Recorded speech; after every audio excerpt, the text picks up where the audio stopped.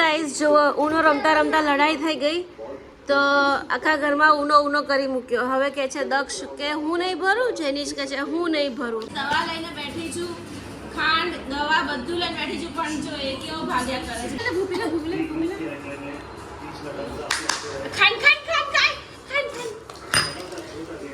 ખાંડ જાડે કઈ વાંધો નહીં.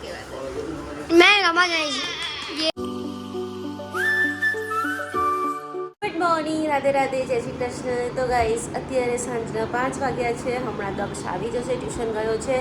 અને અમારા જેનીશભાઈ આજે ટ્યુશન નથી ગયા કેમ કે ટ્યુશનમાં આજે રજા છે. તો સોફામાં પોરા થઈને મોબાઈલ જોઈ રહ્યા છે. અને એમની માટે મેં મસ્ત મજાની ચા મૂકી દીધી છે. કપડાં સુકવવાના બાકી છે તો કપડાં સૂકવી દઉં. પછી અમારા જેનીશભાઈને હોસ્પિટલ લઈ જવાનો છે કેમ કે એને બહુ જ શરદી થઈ ગઈ છે. પણ મને નથી લાગતું કે હોસ્પિટલ લઈ જવો પડે, પણ એને પરાણે હોસ્પિટલ જવું છે એટલે મારે એને લઈ જવો પડશે કેમ કે નોર્મલ શરદી છે, અડુશોલથી આવી જશે.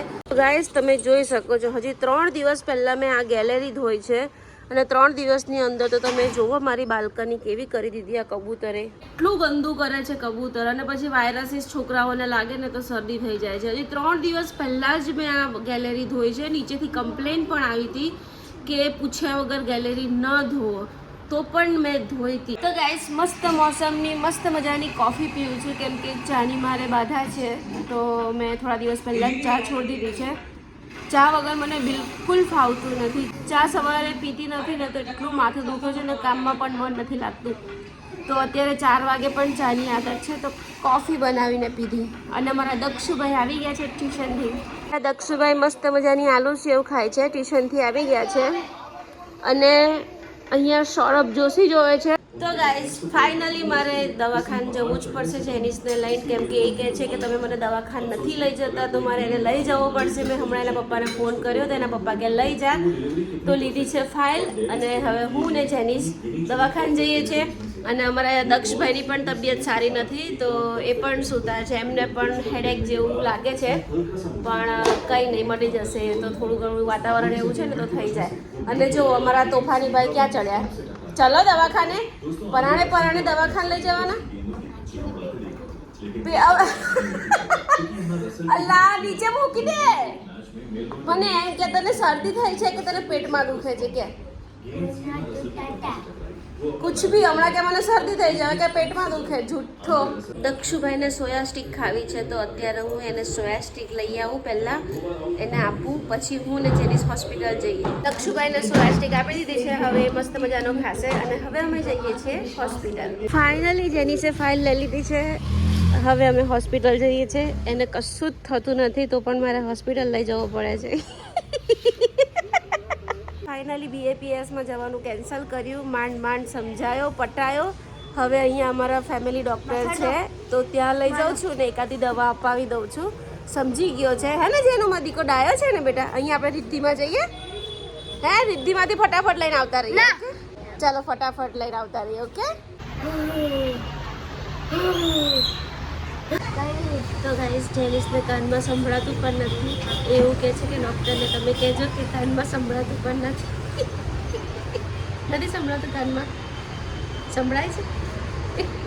દવાખાનમાં થોડું ઘણું વેઇટિંગ હતું તો ત્યાંથી કૂપન આપી હતી તો એ ભાઈ કૂપનથી પણ દવાખાનમાં રમવા લાગી ગયા. બોલો શાંતિ નથી એ છોકરાને, ક્યાંય શાંતિથી બેસતો જ નથી.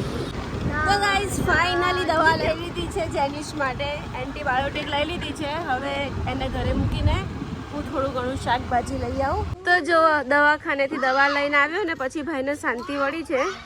હવે નીચે આવીને રમવા લાગી ગયો. BAPS ગયા હોત ને તો 1000 રૂપિયા થઈ જાત, પણ અમારે અહીંયા નોર્મલ ડૉક્ટર પાસેથી દવા લઈ આવી. ભાઈ એટલું સિવિયર નથી. સિવિયર હોત તો હું એને લઈ જાત, પણ એકદમ નોર્મલ શરદી છે યાર. એ તો અડુસોલથી બી આવી જાય. તો કંઈ નહીં ફાઇનલી દવા લઈ આવ્યા છીએ. એન્ટીબાયોટિકને એવું આપ્યું છે. હવે રાત્રે એને પીવડાવી દઈશ. દવામાં આપી છે 2 બોટલ, એક એન્ટીબાયોટિક અને એક શરદી ખાંસીની. બસ 2 દવા આપી છે. જેનીશ કહે છે મને દવાખાને લઈ જાઓ, મારી કેટલા દિવસથી તબિયત સારી નથી, તમે મને દવાખાને નથી લઈ જતા. યાર ગજબ યાર. તો કંઈ નહીં એની ઈચ્છા પૂરી કરી આવી, દવા લઈ આવી. હવે રસોઈ બનાવ, છોકરાઓ નીચે રમે છે. જેનીશભાઈ દવા લાવ્યા છો તો પી લો. શું દવા પી લો? લાવ્યા છો તો જો. અલા દવા ના પણ દક્ષુ દવા 200-250 રૂપિયાની દવા લાવ્યા છે, પીવી તો પડે જ ને યાર. ના એ મારી છે હું તને બહુ દવા તો પીવી જ પડશે, નહીં ચાલે. પરાણે દવા લાવ્યો છે તો પીવી જ પડશે. હા એન્ટીબાયોટિક છે, પીવી જ પડશે.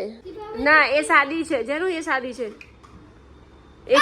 એ શરદીની છે. એ તો પેલી જો નાટક નહીં કરતો દવા તો પીવી જ પડશે, નહીં ચાલે. એ ભાગી ગયો. દવાનું નામ લીધું તો ભાગી ગયો ને. મેં કીધું તો ખોટો ખર્ચો કરાયો છે, દવા નહીં પીવે. આય ના થયું શરદી થોડી તો ઘણી તો છે જ ને બેટા, કાનમાં બી દુખે છે એને. તો ગાઈસ જેનીઝ અડધી કલાકથી નીચે જતો રહ્યો છે. આ દવા નથી પીવી ને એટલે લેવડાવી ખરી પણ પીવી નથી. આ એન્ટીબાયોટિક છે, હું અત્યારે બનાવું છું અને એને નીચેથી લઈ આવજો. એ પીવામાં કેટલા નાટક કરે ને એ તમે જોજો. હોસ્પિટલ જવા માટે બી એટલા નાટક કરે અને દવા પીવા માટે બી એટલા નાટક કરે. કઈ નહીં, હવે આ દવા બનાવી દઉં પછી એને પીવડાવી દઉં. આજનું અમારું ડિનર દૂધીનું શાક, ભાખરી ને છાશ. દવા લઈને બેઠી છું, ખાંડ દવા બધું લઈને બેઠી છું, પણ જો એ કેવો ભાગ્યા કરે છે. ભાગી જાય છે દવા જ નહીં પીતો. જો દવા પીવામાં કેટલા નાટક કરે છે. બધું જ છે. અમે કામ જાને લે ભૂપી લે ખાન જાને કઈ વાંધો નહીં. મેં રમા ગઈ દવા પીવાઈ ગઈ છે. ડન. તો જેનીશભાઈ દવા પીને મસ્ત મજાના ઉનો રમવા બેસી ગયા છે બંને ભાઈઓ. આને પરીક્ષા છે, ભાષા 2 નું પેપર છે. ક્યારની કહું છું વાંચવા બેસ, પણ એના ભાઈ સાથે ઉનો રમવા બેસી ગયો. જુઓ ઉનો રમતા બંનેઓને લડાઈ થઈ જાય છે. બોલો તો ગાઈસ જુઓ, ઉનો રમતા લડાઈ થઈ ગઈ તો આખા ઘરમાં ઉનો કરી મૂક્યો. હવે કે છે દક્ષ કે હું નહીં ભરું, જેનીશ કે છે હું નહીં ભરું. તો બચી હું એકલી જ ભરવા વાળી. દક્ષ બચી હું એકલી જ ભરવા વાળી. આખો દિવસ મારે આજ કરવાનું છે. તમે કીધું પ્રતિક ભરવાનું, ચાલો તો પ્રતિક ભરી દેશે. હું તો નહીં જ ભરું. ભર જેનું તો ઉનો બધા ફાડી નાખીશ. ફાડ નાખું અલા પણ